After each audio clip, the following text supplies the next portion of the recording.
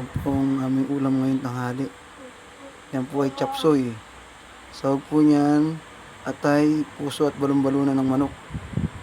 Ito naman po yung nilagang talbos na may luya, sibuyas. Yan po.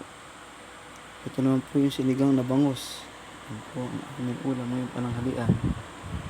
Po yan. Yan po. Ang ating uulamin ngayong tanghali.